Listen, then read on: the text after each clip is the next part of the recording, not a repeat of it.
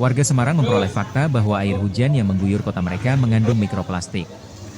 Fakta ini diperoleh mereka saat melakukan uji sampel dalam acara Invisibility Reactive Microplastics yang diselenggarakan Greenpeace, Eceton dan Jaringan Peduli Iklim dan Alam, di Rumah Pohan, Kota Lama Semarang, Selasa, 25 November 2025. Warga Semarang tidak hafif menguji air hujan.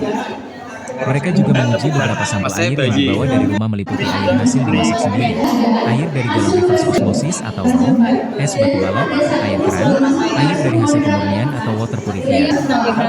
Hasil dari uji mereka yang dibentuk tim dari Eceton menunjukkan bahwa hanya 2 air yang tidak mengandung mikroplastik, yakni air dimasak sendiri dan air pemurnian. Sisanya, semua air mengandung mikroplastik. Air yang pertama air filter dari, ini maaf saya menyebut merek ya, dari Kowei. Yang kedua jadi air minum ini. Yang kedua air galon dari rumah saya sendiri yang biasa kami juga minum. Kemudian air es, dari es yang bukan yang bolong-bolong itu ya, yang dari plastik tapi yang digebuk. Nah itu, sama satu lagi air yang dimasak. Nah ternyata dari 4 ini 2 yang aman, yaitu air yang dimasak dan air yang filter. Begitu. Jadi memang filter ini memang cara kerjanya mengurangi TDS. TDS adalah total dissolved solid. Jadi solidnya yang mikroplastik itu harusnya memang bisa dikurangi dengan filter tadi. Kalau yang kami percayai dari yang jualan gitu ya. Nah, terus kalau yang ya RO tadi ya, cuman RO itu ternyata memang karena nggak ada filternya yang mumpuni ya akan tetap ada gitu. Karena memang semua badan air sudah tercemar mikroplastik. Kemudian yang air masak ini, kalau tadi dari temuannya teman-teman Greenpeace dan Eceton, intinya kalau dipanaskan itu kan mikroplastik ini bisa lumer, jadi akan lebih kecil-kecil partikelnya yang mungkin tidak kelihatan waktu kita mikroskop begitu. Nah 2 ini ada temuannya, ada fibernya dan ada serpihannya, apalagi yang es batu yang digebuk-gebuk itu.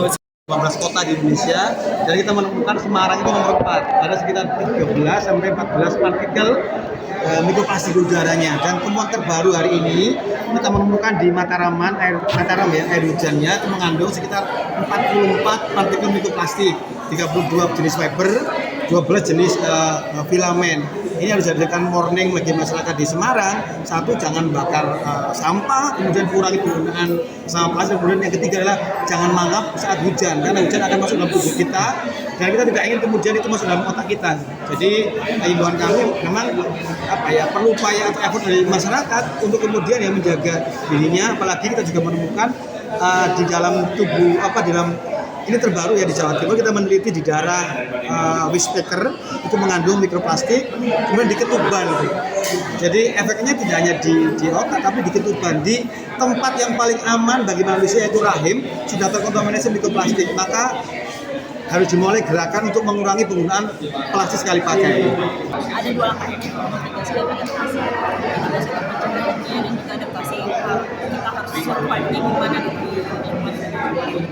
atau kita harus mempercepat dan memperluas larangan plastik sekali pakai yang sekarang sudah berlangsung ya, yang di PLHK 7 tahun 2019 itu sebetulnya produsen sudah diamanatkan untuk membuat roadmap gitu, di roadmap pengurangan sampah plastik dan juga sampah lainnya gitu ya sampai tahun 2030. Nah sayangnya itu peraturan keluar tahun 2019 keluar 2020 pakai. Nah sampai sekarang tahun 2025 ini yang submit itu masih di bawah 100 angka produsennya gitu.